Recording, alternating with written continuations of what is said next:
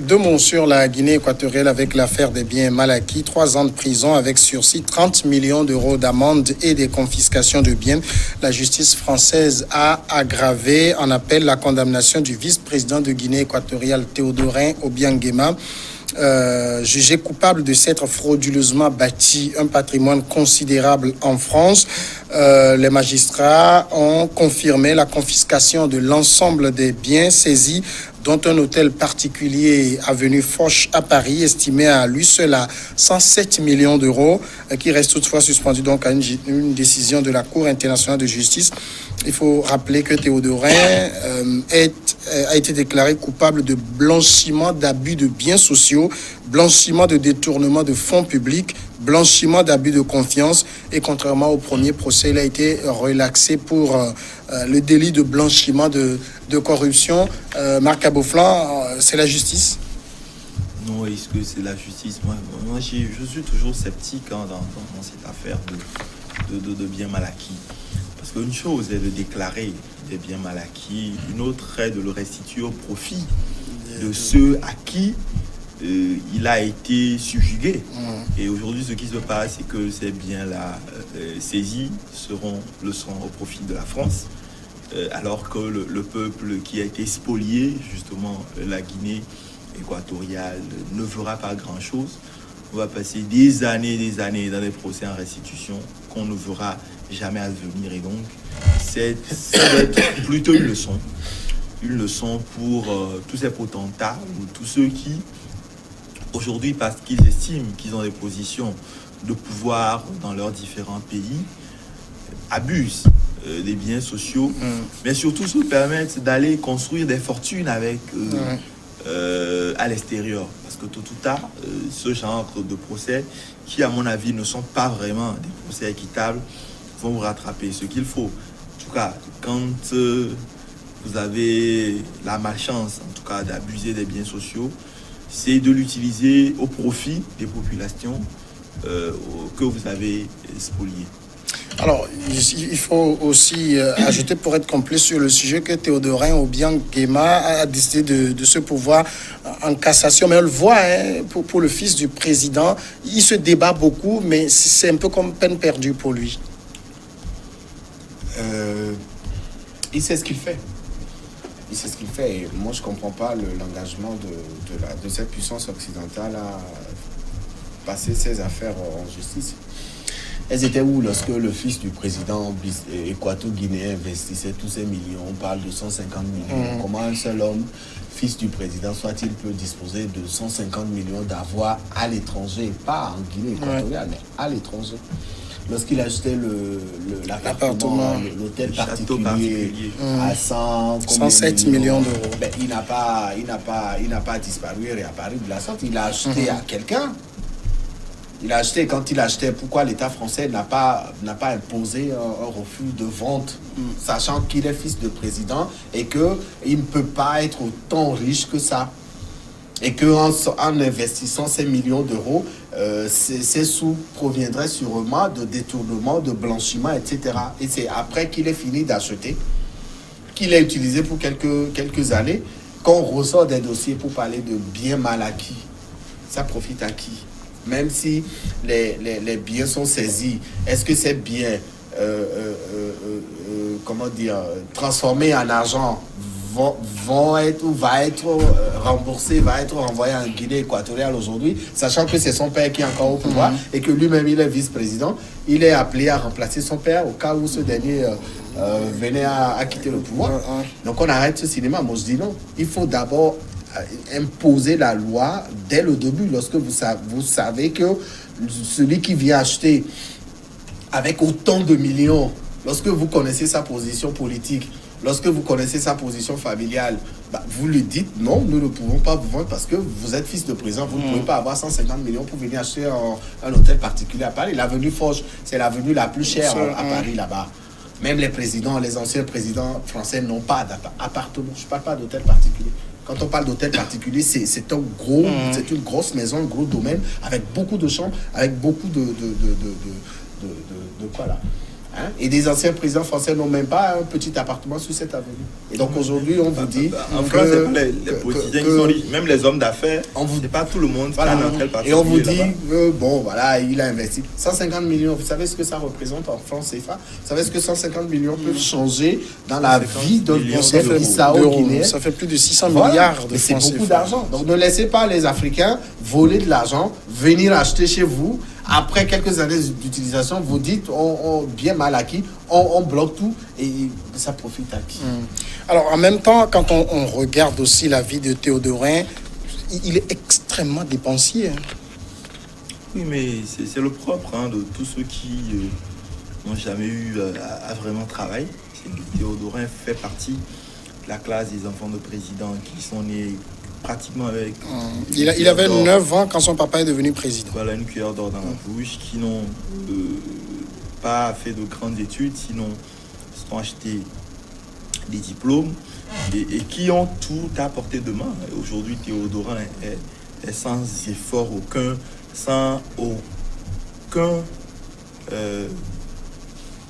travail, rien sous la main, en passe de devenir le prochain président de la Guinée équatoriale. C'est aussi ça, les régimes dictatoriaux. Et donc, quand vous avez son âge, quand vous avez ces moyens qui sont pratiquement illimités, quand vous êtes l'un des héritiers de la dynastie qui gouverne un pays comme la Guinée équatoriale, qui est une des Suisses d'Afrique, un pays pétrolier par excellence, vous ne regardez pas à la dépense. Et je pense que c'est ce que Théodorin a fait. Maintenant, est-ce qu'il est le seul? Je connais beaucoup d'autres enfants de présidents qui ont aussi des bâtiments avenue Foch qui dépensent tout autant. Et pour organiser, je ne citerai pas de nom, récemment, Brenda Bia a organisé un anniversaire qui a coûté pratiquement 50 millions d'euros. Et ça, aujourd'hui, on n'en parle pas. Aujourd'hui, on n'en parle pas. Mais dans quelques années, on nous dira que ce sont des biens mal acquis, qu'il faudra saisir et tout ça. Je pense aussi que ces procès en biens mal acquis, c'est pas seulement Théodorin Obiang Nguema qui est en cause, mais son procès pousse vite aujourd'hui, ou en tout cas est à la une, parce que son père n'entretient plus des relations véritablement cordiaux avec la France. Je pense que c'est ça aussi, parce qu'il y a beaucoup d'autres présidents, dont un certain Sassou Nguesso, par exemple, qui est cité également dans un dossier de bien mal acquis. Mais on connaît ses réseaux avec la France. Et donc, à mon avis, ces procès de bien mal acquis sont également des instruments de pression diplomatique pour la France, pour contraindre des présidents à assouvir certains de leurs intérêts. Notre dernier sujet, c'est le Togo. Nous allons l'évoquer aussi. On parle de la présidentielle du 22 février. Où en est la commission électorale? C'est la question qu'on se pose ce soir. Et plus qu'une douzaine de jours pour le premier tour de ce scrutin.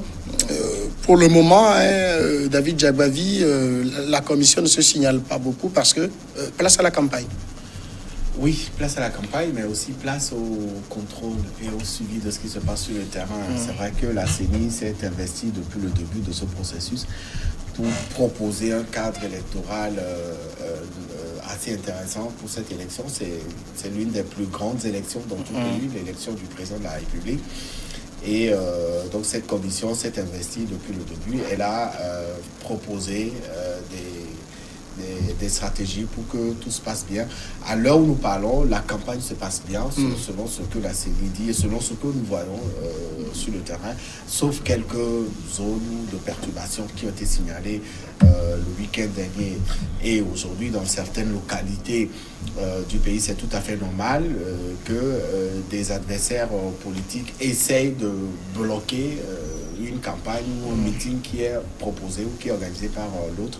Tout ça fait partie des stratégies de l'adversaire pour décourager l'autre. Par contre, aujourd'hui, on peut quand même estimer que les choses se passent bien, que la CENI peut être tranquille jusqu'au jour des élections pour véritablement sortir des urnes le vote ou les résultats de vote des électeurs togolais. Et les partis politiques aussi sont rentrer dans une sorte de processus qui leur permet d'être beaucoup plus ouverts et d'être beaucoup plus preneurs de ce qui est proposé par la CENI dans le cadre de cette campagne. Et nous estimons que l'ambiance sera telle jusqu'à la fin, le 20, je crois, la date fin de la campagne. Le 20 février, la date de la fin de la campagne. Et le jour du scrutin, que les choses se passeraient encore mieux. Le samedi 22 février. Donc, Macabofla, la CENI tient la barque pour le moment? Oui, on peut estimer que la CENI tient la barque. C'est vrai que cette CENI-là, dans sa composition même, est problématique parce que ceux qui sont les principales critiques de la qualité du travail de cette CENI-là, ce sont un certain nombre de candidats ou de non-participationnistes à cette élection.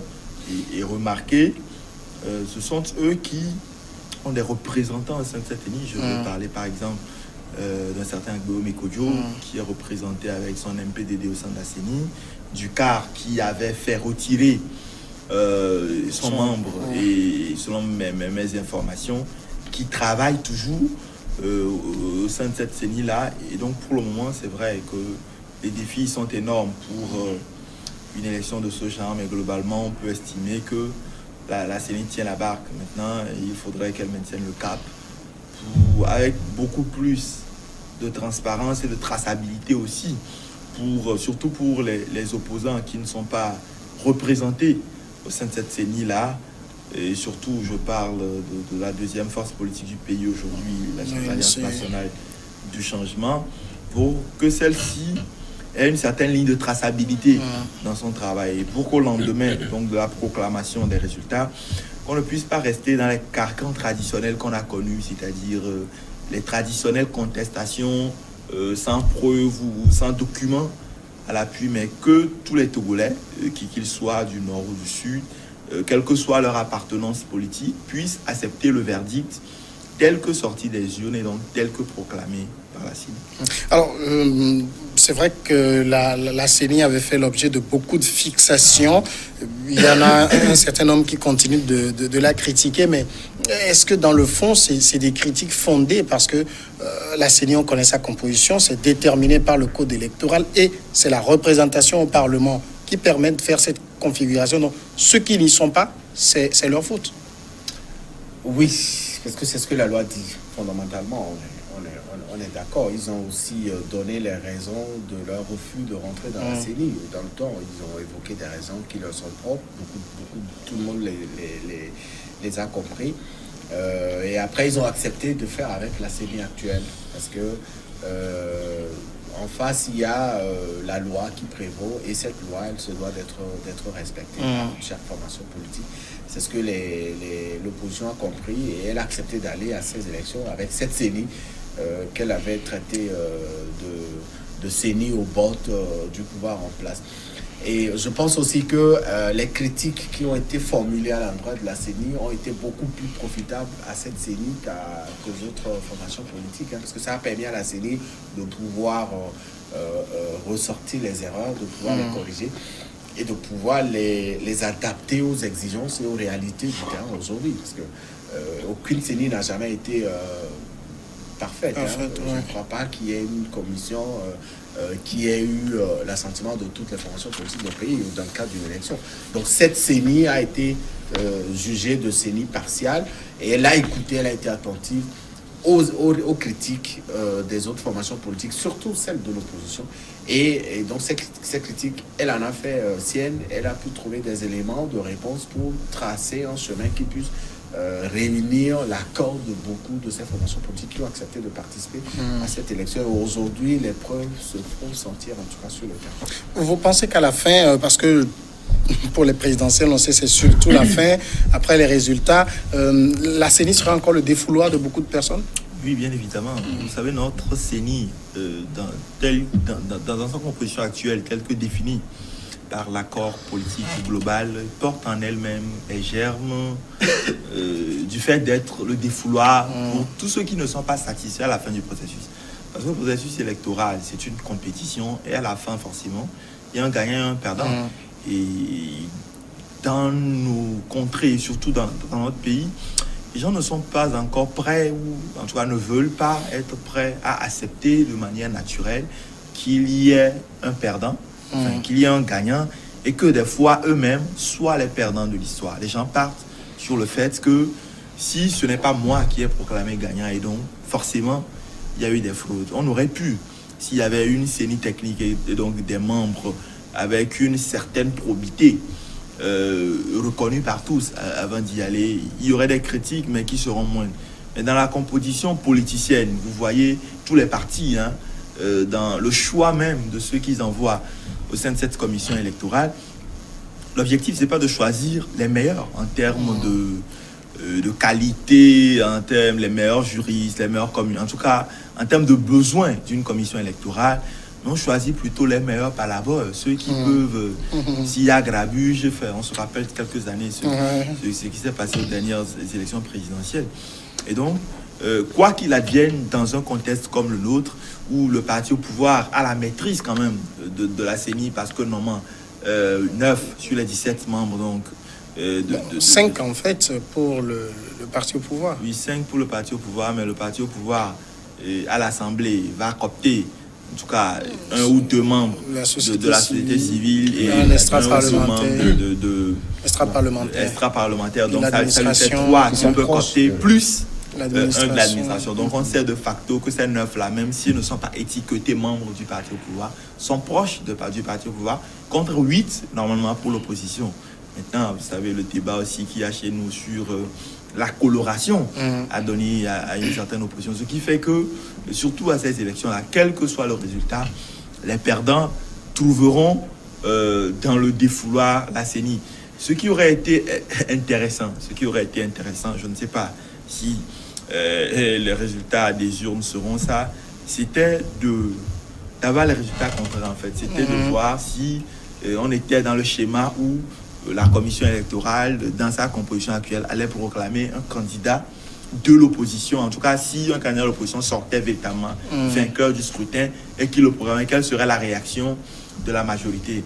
Mais dans notre configuration actuelle, où nous savons aussi, avec les moyens avec lesquels chacun part, avec le matching même du terrain qui est fait par chacun des candidats, on peut avoir une idée du résultat au soir du 22 février. Et donc, c'est vrai que la CENI, il peut beau avoir Dieu Tout-Puissant ou même Jésus-Christ au sein de cette CENI-là, les gens la contesteraient à la fin du processus si ce ne sont pas eux qui sont gagnants. Alors, en tout cas, il y a au niveau de cette CENI, quel que soit ce qu'on en dit, il y a quand même des innovations qu'elle essaie d'introduire dans le scrutin, comme celle qui a été présentée aujourd'hui par un communiqué, c'est-à-dire la consultation des électeurs qui ont la possibilité aujourd'hui de connaître leur bureau de vote en avance, en envoyant le numéro de leur carte d'électeur à des numéros courts pour avoir cela. Ça évite tout ce qu'on a connu par le passé où les gens se sont dit c'est le jour de vote qu'on a créé de nouveaux bureaux de vote, on ne sait pas où ça se trouvait. Oui, c'est une innovation, surtout la place. C'est vrai, l'autre innovation aurait été que les Togolais votent par téléphone. Déjà que physiquement, ça pose problème. D'ailleurs, c'est le fait. Vous êtes chez vous, vous votez avec votre téléphone portable, personne ne sait qui votre choix est porté, et vous envoyez un numéro de Gossel ou Move, et puis après, la machine comptabilise. Ça va être joli. Oui, c'est une innovation. Cette innovation-là, j'imagine comment elle peut être reçue dans le contexte togolais. Non, c'est une très belle innovation, cette idée d'amener les électeurs à consulter leur centre de vote. Ça évite un peu les tracasseries des élections législatives et électorales. Beaucoup de Togolais se sont plaints d'être désagréablement surpris le jour du vote. Ils arrivent dans leur centre de vote, ils se rendent compte que là où ils se sont fait recenser ne représente pas leur centre de vote, ou là où ils devaient voter ne représentait pas leur centre de vote. Il faut aller d'un quartier à un autre. Ça a fragilisé beaucoup de personnes. C'est en ce sens que je pense que ce que la CENI vient de publier là, c'est pas une innovation en soi. Parce que beaucoup de personnes se sont inscrites.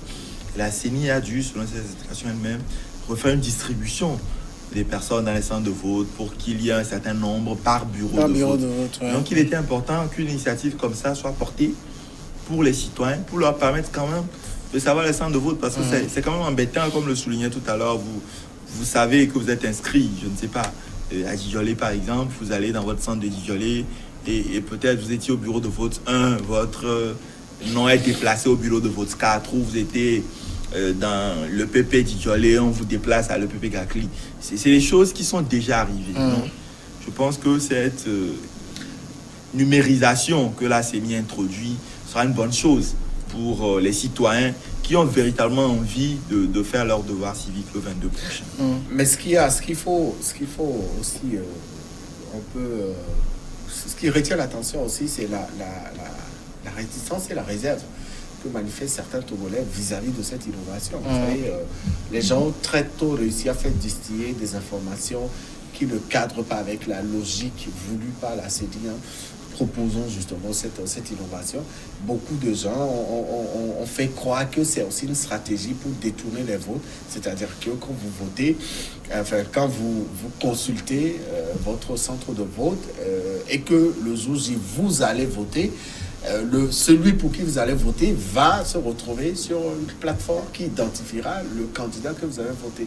Et donc la CENI a l'obligation aujourd'hui d'aller dans une communication de quand on fait ce raisonnement, c'est par quelle alchimie? Oui, nous on ne le sait pas. Mais c'est des gens qui l'ont dit, et ça s'est répandu sur les réseaux sociaux. Les gens ont laissé des audios, ont dit, si vous consultez le numéro, le vote que vous ferez le 22 risque de se retrouver sur une plateforme et on saura pour qui vous avez voté. Et donc la CENI aujourd'hui qui a réussi à apporter cette innovation, moi je l'appelle toujours innovation parce qu'on ne l'a jamais expérimenté, et chaque année, à chaque élection, la CENI arrive à innover. La CENI a aujourd'hui l'obligation de faire une communication assez forte et assez profonde pour que la population puisse réussir à s'approprier cette nouvelle innovation, cette innovation, pour lui permettre d'abord d'éviter les tracasseries et de s'assurer que votre nom est figuré dans tel bureau de vote. Et le 22, tous ceux qui pourront consulter cette plateforme vont amoindrir les charges, les difficultés et se diriger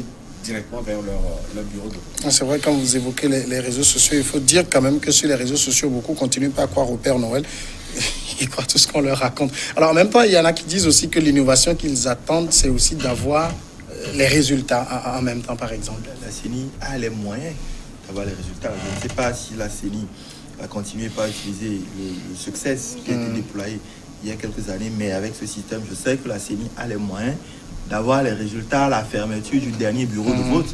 Maintenant, qu'est-ce qui fait qu'entre le fait que la CENI dispose de ces résultats à la fermeture du dernier bureau de vote, on soit obligé au 21e siècle d'attendre 4, 5, 6 jours avant de proclamer les résultats? Je pense que c'est ça qui est inquiétant. C'est la confiance des acteurs aussi, parce que vous avez vu tout le débat sur succès en 2015. Oui, c'est vrai qu'il y a eu un débat autour de succès et de la manipulation possible des élections. Mais la CENI est une institution qui doit faire son travail avec toute la bonne foi possible. Et quand on prend du temps avant de publier ces élections-là, et les résultats de ces élections, c'est ça qui donne du crédit à tous les soupçons de manipulation de résultats que les gens portent qui fait souvent. Proclamer aussi certains faux calculs arithmétiques qu'on a vu un peu avec l'ancien président de la CENI qui se trompait. Oui, et donc je pense que la CENI organise une nuit électorale.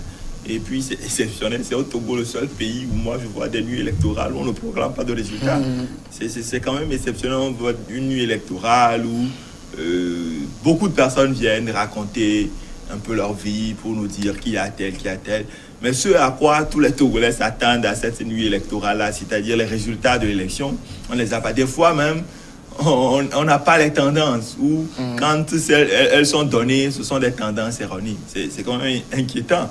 Et ce que je pense, c'est que la CENI, si elle a les moyens de le faire, et je sais qu'elle a ces moyens-là, elle devrait, au soir même du vote, pour plus de clarté, proclamer ces résultats-là pour rassurer tous les citoyens. Parce que imaginez-vous, quand on va vers une élection présidentielle comme celle-là, c'est tout le pays qui retient son souffle.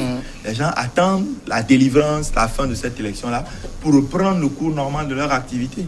Et donc, ce laps de temps que la CENI prend pour, je ne sais pas, on nous dit qu'il faut compiler les résultats, les PV et tout.